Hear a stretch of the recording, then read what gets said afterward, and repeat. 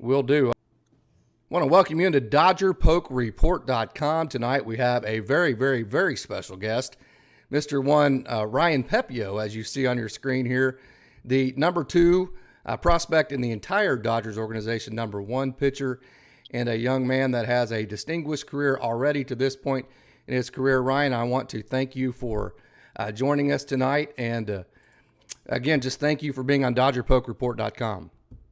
Casey, thanks for having me. I'm excited.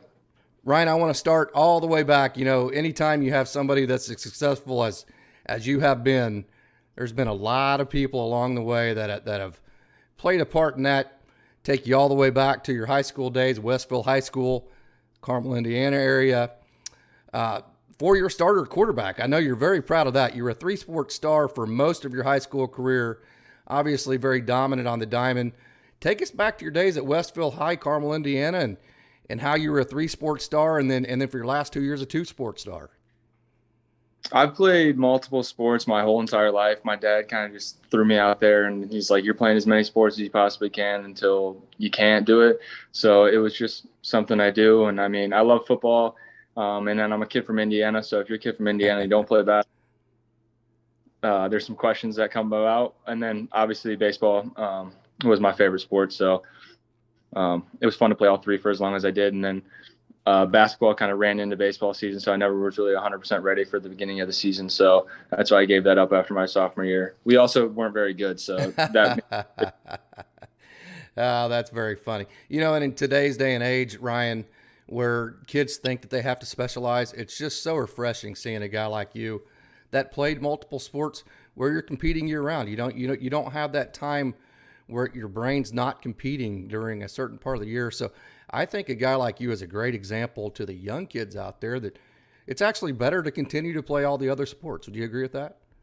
I would agree 100% because you get some time away from the sport that you're trying to specialize in, and then you also get to become more of a well-rounded athlete, use your body in different ways, move different body parts, and then like I said, become a more well-rounded athlete and just kind of enhance the whole athleticism. It just enhances everything for other sports as well. Of course, you were very dominant at the high school level. Didn't get drafted out of high school. Chose Butler, close to home in the Indianapolis area. Would that be correct? Yeah, that's correct. And then at Butler, completely dominant career. All-time strikeout leader for your career. All-time strikeout leader for a single season. Just a completely dominant Butler career. That had to be a whole lot of fun doing all those great things close to home where mom and dad could come and watch. Yeah, it was very cool. Very nice to be close to home. I went to Butler because it's close to home. If baseball didn't work out, then I was going to have a great education to fall back on. And then I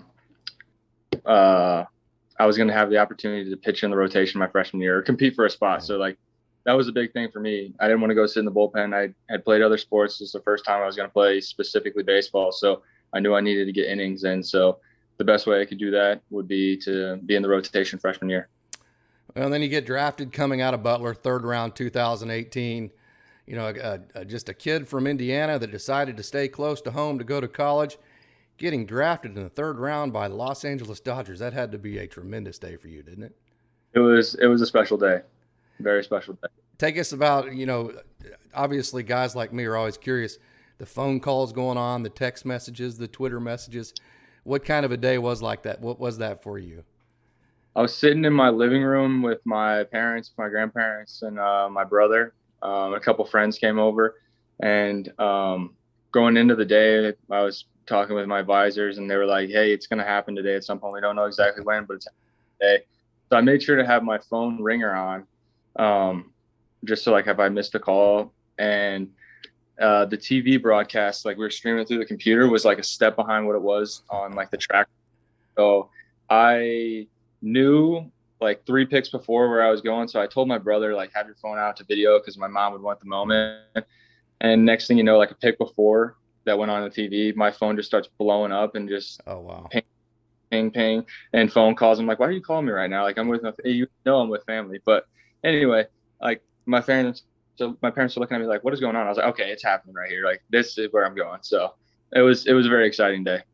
Fantastic. And then obviously your Dodger career starts, and And the one thing that you brought with you, obviously, was the big body, the tall, lanky body, the big power arm. But really, we talked about this before we came on the air, Ryan, and that is that everybody in the professional ranks is big.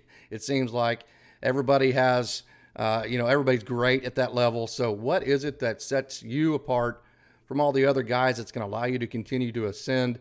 And then once you get there, stick. And obviously, what the Dodgers saw there was not only the power arm, but your ability to command 4 pitches in the strike zone. And the big one was the changeup. The changeup has been listed by Will Rhymes, pitching coordinator for the Dodgers, as not just the best changeup in the organization, but the entire pitch. And I know you have kind of a neat story as far as how that changeup came about, and just how you started learning to throw it, and what you did with it. So after my freshman year, I was in New Hampshire in like the New England Collegiate League, and I didn't really have much of a changeup, so I probably threw it like 2-3 times. And I was getting hit around. I was like, I need something that I can throw, land for strikes, that looks like a fastball. It's not. And then I just started tinkering around with grips, long tossing with different things, and found a circle change that I liked, and just kind of progressed it from there. That is fantastic. And watching the changeup in person, it's really breathtaking. In fact, it has so much what I call arm side run, which goes into right-handers, away from left-handers. Is that pitch sometimes hard to control for you because it has so much movement to it? Early on, yes. And then from like now, I've thrown it so many times. I know when I'm not controlling it. If it's like getting too much arm side run, doesn't have as much depth as I want. I know it's not necessarily the pitch. It's just something like a little minor mechanical tweak. So it's more like I just need to stay behind the rubber a little bit longer, let my arm get in front of me, or not try to throw the ball behind myself and try to make it do too much. Just let the grip do the work.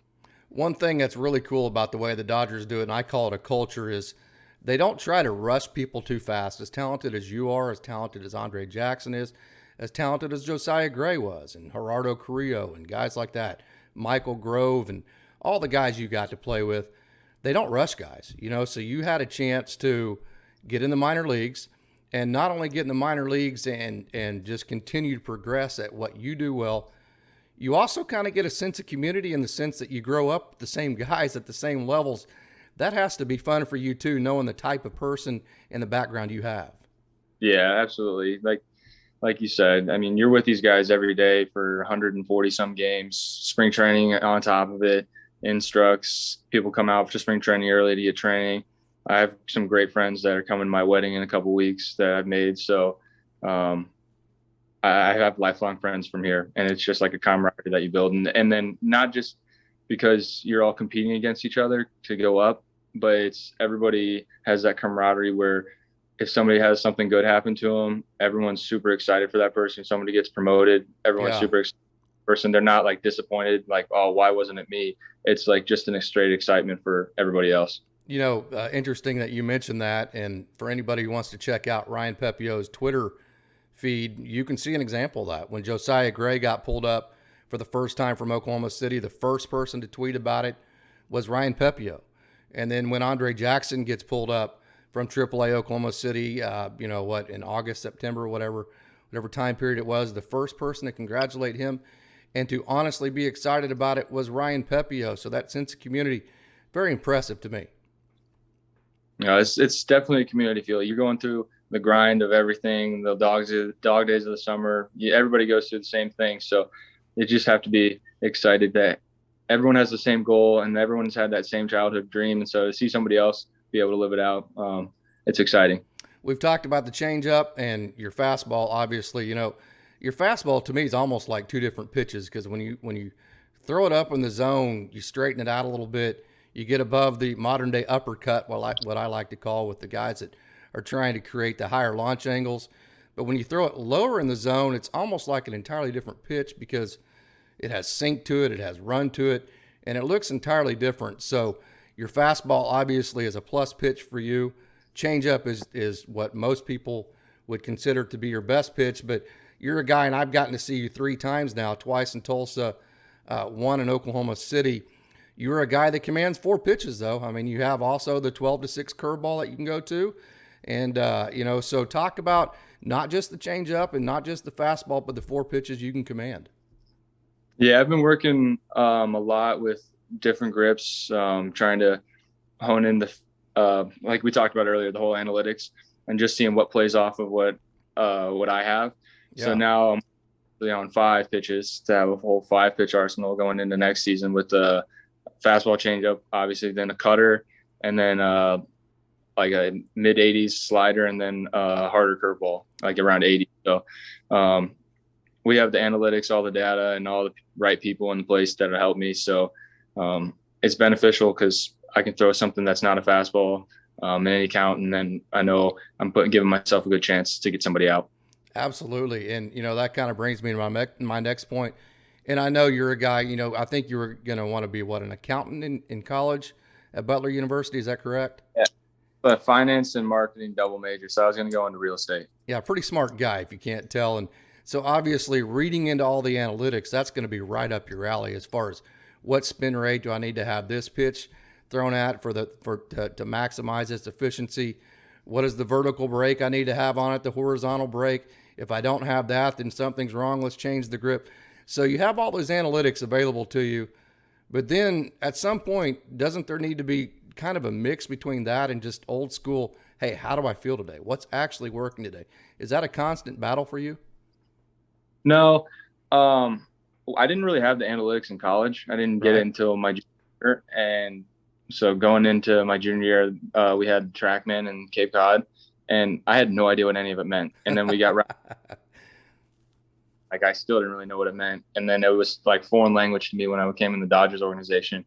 So it hasn't really been that big of a battle for me to get too dialed in with the analytics, because at the end of the day, how I'm feeling is the most important thing. Sure. I could have a spins 3,500, a drops -20 vertical break, but nobody swings at it ever because it doesn't ever land for a strike or doesn't ever come out of the same arm slot or whatever. So yeah, it may be metrically an amazing pitch, but that just doesn't work for me. So at the end of the day, the biggest thing for me is the whole eye test, the old school eye test, the old school feel test. And so if it's feeling good, I'm throwing it. And then if something goes wrong where it is getting hit around or something, then I'll go look at the analytics and see, okay, well, what was going wrong? Maybe my hand placement was a little off, or maybe I was cutting a little too much or something. So I think there's a fine line. We live in a huge technological day of age. So it's easy to get swooped in with all the bling, with all the technology. So finding that balance is definitely important. I am so glad that you addressed it that way, because and I'm not a guy that's against analytics at all. I've been in the coaching industry for 30 years. I do think, whenever you measure exit velocities, launch angles, I think there is a lot to have there. But I just love the way that you answered that, in the sense that it has to work for you. If it doesn't work for you, if you can't figure out how that works for you, then it's absolutely no good. You can't be a slave to it. You got to figure out the best way it works for you.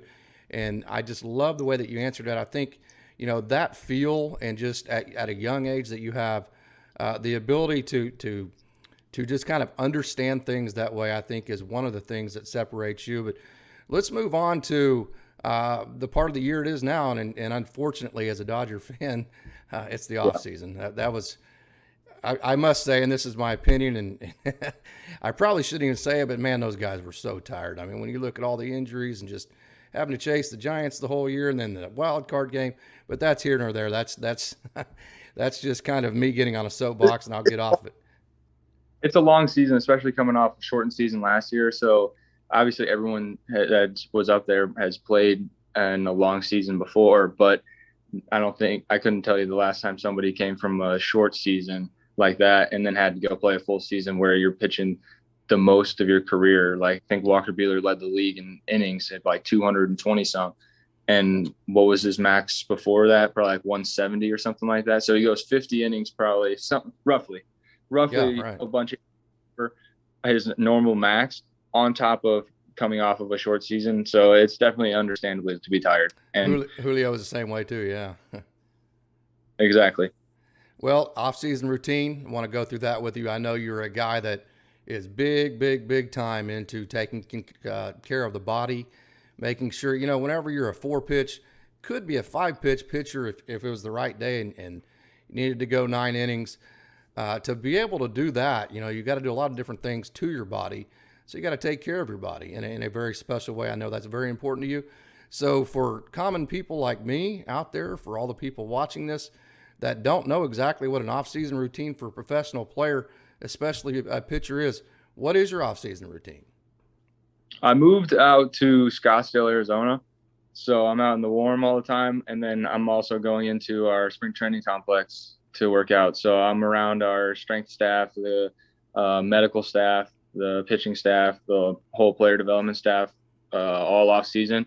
So I spent an off season in Los Angeles in 2019. And then I came out to spring training last year, like a month and a half early.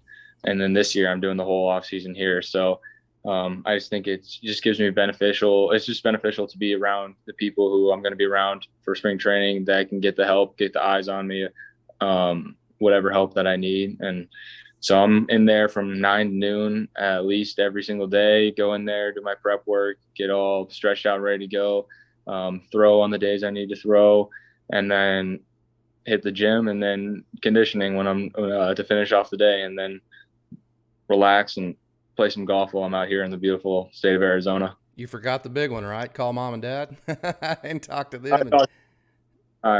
Yeah.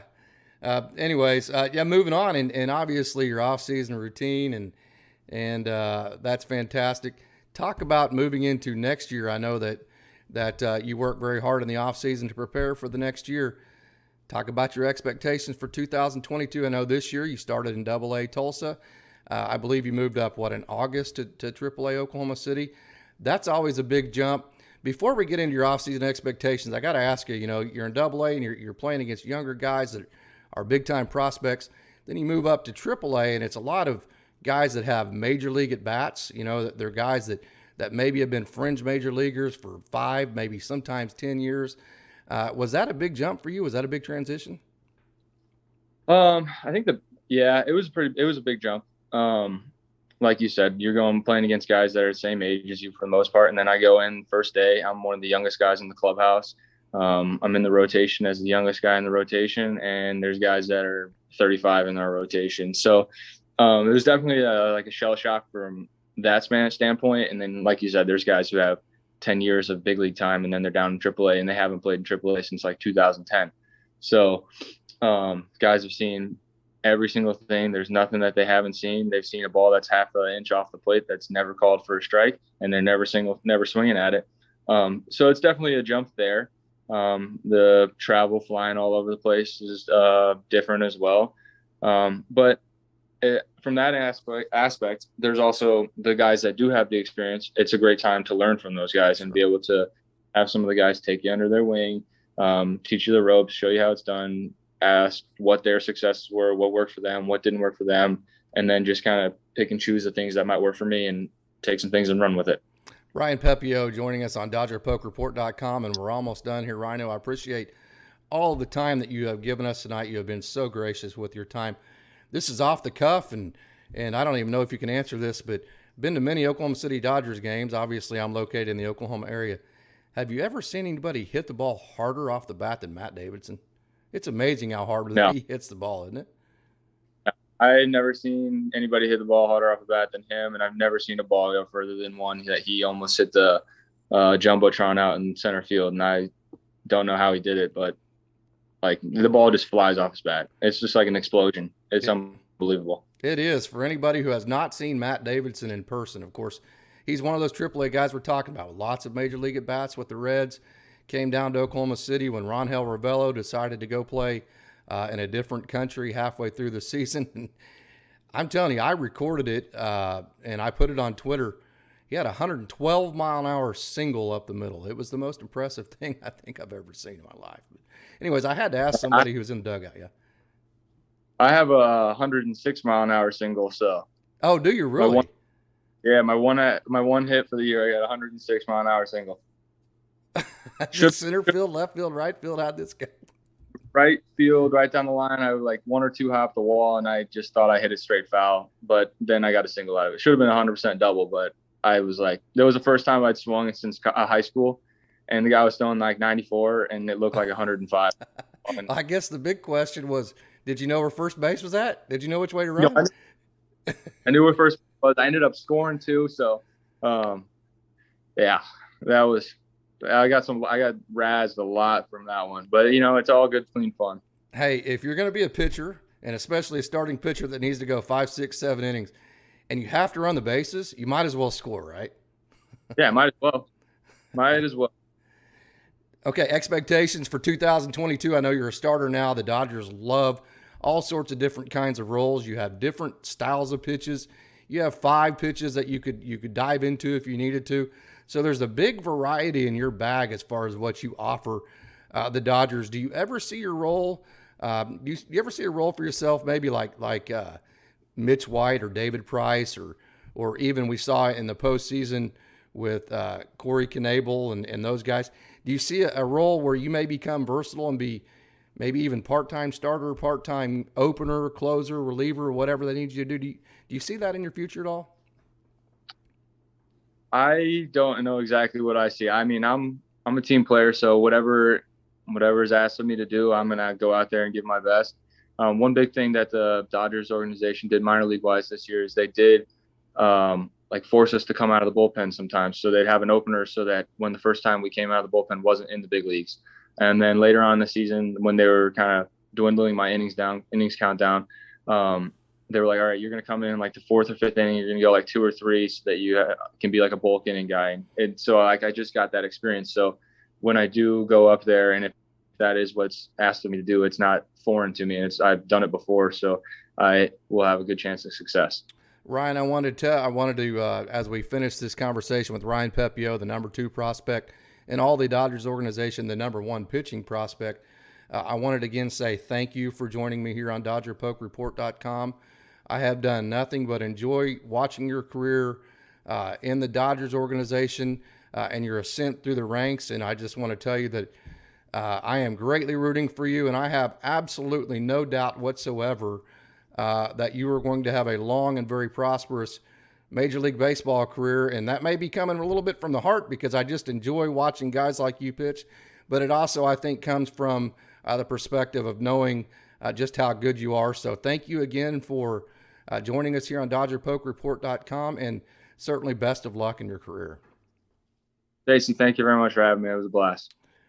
Ryan Pepiot of the Los Angeles Dodgers, number 2 prospect, number 1 pitching prospect in the Dodgers organization. And again, we appreciate you joining us here on DodgerPokeReport.com, Dodger Poke Report YouTube page, and all the social media, Twitter, Facebook, and Instagram. Until next time, this is Casey Porter signing off.